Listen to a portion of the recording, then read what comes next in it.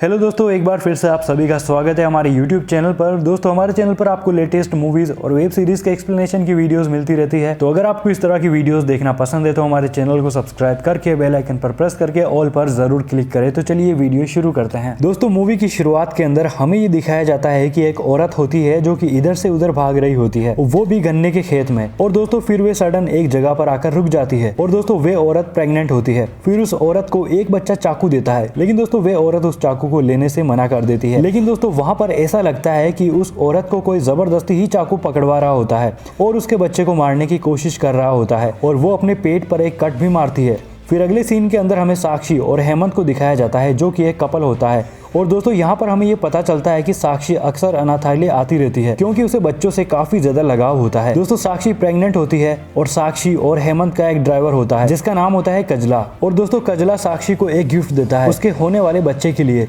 और दोस्तों जब रात को साक्षी उस गिफ्ट को खोलती है तो उसमें एक गुड़िया होती है। और दोस्तों हमें यहाँ पर यह भी पता चलता है कि साक्षी के घर के अंदर कुछ कर्जदार आ जाते हैं जो कि हेमंत कुमार को मारने लगते हैं क्योंकि वह उनसे पैसे मांगते हैं। और फिर दोस्तों वे लोग हेमंत को 24 घंटे का वक्त देते हैं कि वे इन 24 घंटों के अंदर कैसे भी उनके पैसे लौटा दे। दोस्तों यहाँ पर यह सब इसीलिए होता है क्योंकि कुछ टाइम पहले हेमंत एक बिजनेस स्टार्ट करने वाला होता है और जो उसके पास पैसे होते हैं वे एक बंदे को दे देता है, लेकिन वे बंदा उसे वापस पैसा नहीं देता। जिसके बाद वे किसी से पैसे उधार लेता है लेकिन वे टाइम पर नहीं दे पाता, जिसके बाद वे बंदा इन गुंडों को भेजता है पैसे वसूलने के लिए। दोस्तों यहाँ पर ये कपल ये भी बात करता है कि वो इस घर को छोड़ देंगे और जब उनके पास पैसे आ जाएंगे तो वो फिर से वहां पर वापस आ जाएंगे। और दोस्तों फिर वे अपने ड्राइवर कजला को बुलाते हैं और ये सब बातें अपने ड्राइवर को बताते हैं। फिर उनकी बातें सुनकर कजला उनको अपने गाँव आने के लिए कहता है क्योंकि उनके गाँव में केवल 5 घर होते हैं जहाँ पर कोई आता जाता भी नहीं और उनके लिए इससे सेफ जगह और कोई भी नहीं हो सकती। इसके बाद साक्षी, हेमंत और कजला अपने गाँव के लिए निकल जाते हैं। गाँव पहुँचने के बाद कजला उनसे कहता है कि यहाँ से आगे आपको ही जाना पड़ेगा क्योंकि वहाँ से आगे उनकी गाड़ी नहीं जा सकती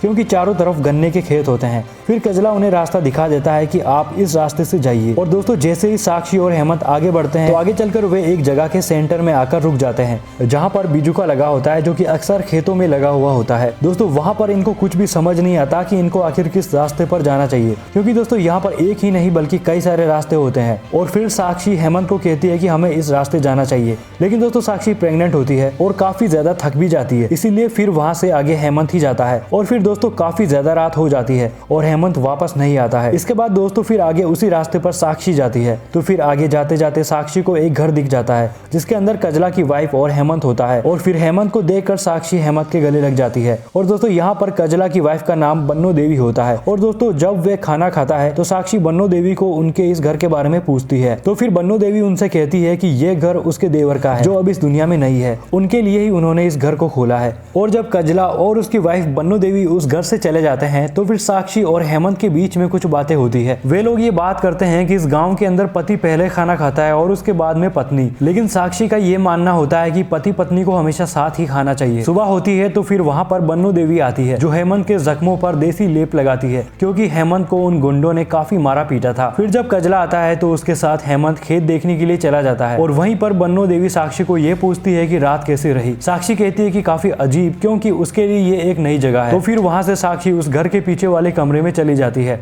जो काफी काला होता है और वहीं पर एक रास्ता जाता है जो सीधा खेतों में जाता है। और साक्षी उस रास्ते को फॉलो करते करते आगे खेतों में चली जाती है जहाँ पर एक कुआं होता है और वहीं पर हेमंत आ जाता है। और फिर दोस्तों अगले दिन हेमंत साक्षी को कहता है कि अगर वो यहाँ पर रहा तो पैसों का जुगाड़ नहीं कर पाएगा क्योंकि वहाँ पर ना तो कोई मार्केट होता है और ना ही वे वहाँ पर किसी को जानते हैं। फिर पैसे का जुगाड़ करना उनके लिए बहुत ही ज्यादा मुश्किल होता है। इसीलिए दोस्तों हेमंत साक्षी को कहता है कि उसे वापस शहर में जाना ही पड़ेगा और वहां जाकर वे पैसों का कैसे भी इंतजाम करेगा। और ये सुनकर साक्षी थोड़ी सी दुखी हो जाती है। और फिर अगली सुबह जब बन्नो देवी साक्षी को दुखी देखती है तो फिर वे उसका दुख कम करने के लिए, उसको थोड़ा खुश करने के लिए उसे एक पुरानी कहानी सुनाती है। और फिर दोस्तों बन्नो देवी साक्षी का इस तरह ख्याल रखने लगती है मानो वे उसकी बेटी हो। उसको गाँव की कई सारी चीजें बताती है, उसको गाँव की ज्वेलरी पहनाती है और उसको मेहंदी भी लगाती है। इसके बाद हमें ये देखने को मिलता है कि एक छोटा सा बच्चा होता है जो कि घर की दीवार के पास से झांक रहा होता है। अब दोस्तों ये बच्चा कौन है हम आगे वीडियो के अंदर जानेंगे। अगले सीन में साक्षी एक औरत को देखती है और दोस्तों ये वही औरत होती है जो हम इस मूवी की स्टार्टिंग में देखते हैं जिसका नाम होता है रानी। और दोस्तों साक्षी रानी के पेट पर एक निशान देखती है। इसके बाद दोस्तों बन्नो देवी आ जाती है और साक्षी को घर के अंदर ले जाती है और फिर वे साक्षी को बताने लगती है कि रानी उसकी बहू है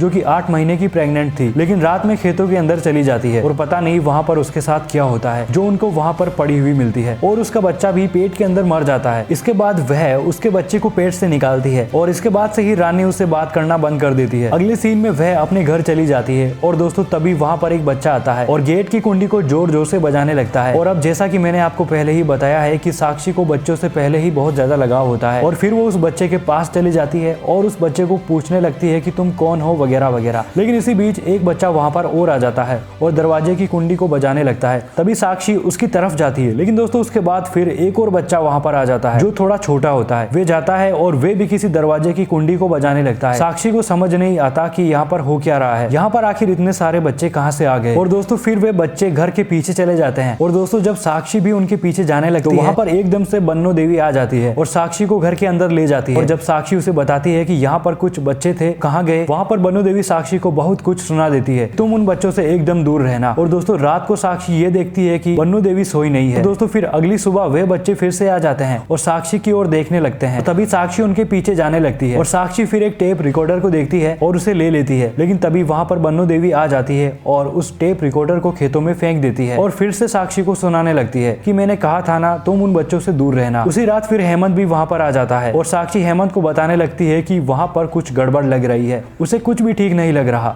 कजला की वाइफ भी बहुत ही अजीब है और उसे वहाँ पर 3 बच्चे भी दिखाई दे रहे हैं। और फिर वे हेमंत को यह कहने लगती है कि उसे वहाँ से जाना है। काफी जिद करने के बाद दोस्तों हेमंत मान जाता है और फिर वे दोनों अपने बैग पैक करने के लिए जा ही रहे होते हैं कि तभी वहाँ पर कजला आ जाता है और हेमंत के सर पर मार देता है, जिसकी वजह से हेमंत बेहोश हो जाता है और बन्नो देवी भी साक्षी को बेहोश कर देती है। और इसके बाद वे लोग तांत्रिक को बुलाते हैं और कुछ पूजा पाठ करने लगते हैं, जिसके बाद दोस्तों साक्षी को बन्नो देवी उसके बिस्तर से बांध देती है और उसके घर की कहानी सुनाने लगती है। वह कहती है कि उसके 4 बेटे थे, जिनमें से उसके 3 छोटे बेटे हैं और बड़ा बेटा था जिसका नाम था राजवीर। और जब उसके देवर योगेश्वर की शादी सुनैनी नाम की एक लड़की से होती है, जिसके बाद बन्नो देवी उन 3 छोटे बच्चों से काफी ज्यादा लगाव रखने लगती है। मतलब कि दोस्तों सुनैनी को वे बच्चे काफी ज्यादा प्यारे लगते हैं और उन बच्चों को भी सुनैनी के साथ रहना अच्छा लगता है। बन्नो देवी ये सब उल्टा सोच लेती है और दोस्तों एक दिन सुनैनी योगेश्वर को मार देती है और इतना ही नहीं वो उन छोटे बच्चों को भी मार देती है और फिर खुद भी कुएं के अंदर कूद कर अपनी जान दे देती है। इसके बाद कुछ टाइम बाद बन्नो देवी अपने बड़े बेटे राजवीर की शादी रानी नाम की लड़की से करवाती है, जो कि हमें मूवी की स्टार्टिंग में दिखी थी। लेकिन दोस्तों जब रानी 8 महीने की प्रेग्नेंट होती है तब सुनैनी की आत्मा उसके बेटे को उसी के हाथों से मरवा देती है और दोस्तों फिर बन्नो देवी राजवीर की दूसरी शादी करवाती है। लेकिन दोस्तों उस लड़की को और उसके आने वाले बच्चों को भी सुनैनी मार देती है और जब राजवीर की तीसरी शादी होती है तब भी उसके साथ ऐसा ही होता है। और दोस्तों फाइनली फिर बन्नो देवी राजवीर की शादी एक शहर की लड़की से करवाती है और दोस्तों अब राजवीर शहर में ही रह रहा होता है और वहाँ पर भी बन्नो देवी की बहू प्रेग्नेंट है। और दोस्तों जब ये पूजा पाठ हो रही होती है तो वे तांत्रिक कहता है कि इस घर पर श्राप है और ये श्राप तब ही जाएगा जब एक 8 महीने की प्रेग्नेंट औरत इस घर में 3 दिन रहेगी। और दैट्स व्हाई बन्नो देवी साक्षी को इस घर के अंदर कैसे भी 3 दिन रोकना चाहती है ताकि वे श्राप खत्म हो जाए। अगले सीन में फिर साक्षी के पेट के ऊपर एक जला हुआ हाथ आता है। साक्षी जब सुबह उठकर देखती है तो उसके पेट के ऊपर एक जला हुआ हाथ छिपा हुआ होता है, जिसके बाद साक्षी काफी डर जाती है और हेमंत को बुलाने लगती है, लेकिन हेमंत नहीं आता। और इसके बाद उसे वापस वे 3 बच्चे दिखाई देने लगते हैं और वे बच्चे साक्षी से कहते हैं कि उसके पेट में जो बच्चा है उन बच्चों को उस बच्चे के साथ खेलना है। ये सुनकर साक्षी वहां से भागने लगती है और वे खेतों की ओर चली जाती है, लेकिन उसके सामने फिर से वे बच्चे आते हैं और सुनैनी की आत्मा भी आ जाती है। फिर साक्षी एक कुएं के पास जाती है जहाँ पर वे भी देखती है कि वहाँ पर 3 बच्चे और एक औरत उस कुएं के अंदर कूद रहे हैं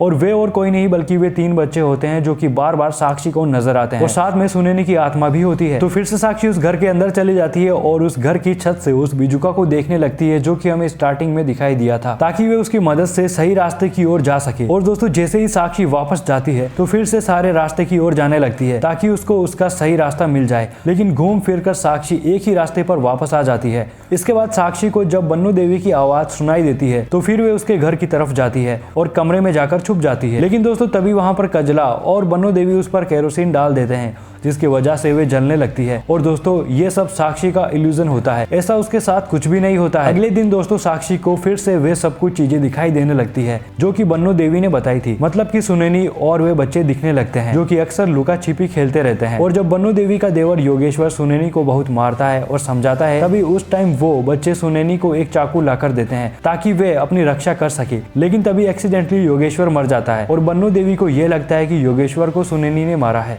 अगले सीन में साक्षी के पेट में बहुत ही जोर से दर्द होने लगता है। तभी साक्षी जोर जोर से चिल्लाने लगती है। उसके बाद फिर वे एक बच्ची को जन्म देती है। तभी उसी टाइम पर वो बच्चे आ जाते हैं और कहते हैं कि इस बच्ची के साथ वे खेलेंगे और उसका ध्यान रखेंगे। जब साक्षी अपनी बच्ची को देखती है तो वे वहाँ पर नहीं होती और जब वे अपनी बच्ची को ढूंढने लगती है, इधर उधर जाती है, तो उसे बन्नो देवी रोक लेती है और साक्षी ये देखती है कि बन्नो देवी का बेटा राजवीर उसकी बच्ची को उस कुएं के अंदर फेंक रहा है। और जब साक्षी उसके अंदर देखती है तो उसके अंदर कई सारी छोटी छोटी बच्चियां होती है, लेकिन ये सब हकीकत नहीं होती है, ये भी साक्षी का एक भ्रम होता है। और फिर दोस्तों उसके ठीक सामने वो 3 बच्चे आ जाते हैं और वहाँ पर जली हुई सुनैनी भी आ जाती है। तो फिर वे बच्चे साक्षी को एक चाकू देते हैं और फिर ना चाह कर भी साक्षी उस चाकू को अपने पेट के पास ले जाती है। लेकिन यहाँ पर साक्षी सुनैनी को ये रिक्वेस्ट करने लगती है कि वह उसे छोड़ दे और जो कुछ भी सुनैनी के साथ हुआ है वो सबको बताएगी और उसे इंसाफ दिलाएगी। और फिर ये सुनने के बाद सुनैनी उसे छोड़ देती है और जाने देती है। और दोस्तों इस मूवी का मेन सस्पेंस तो अब रिवील होता है, मतलब कि दोस्तों बन्नो देवी और कजला सुनैनी को जिंदा ही जला देते हैं, क्योंकि वह एक लड़की को जन्म देने वाली होती है और उनको तो एक लड़का चाहिए होता है और इसी वजह से वो उसे जला देते हैं। लेकिन दोस्तों जब सुनैनी उस लड़की को जन्म देती है तो फिर वो उस लड़की को कुएं में फेंक देते हैं और फिर ये सब सुनैनी सहन नहीं कर पाती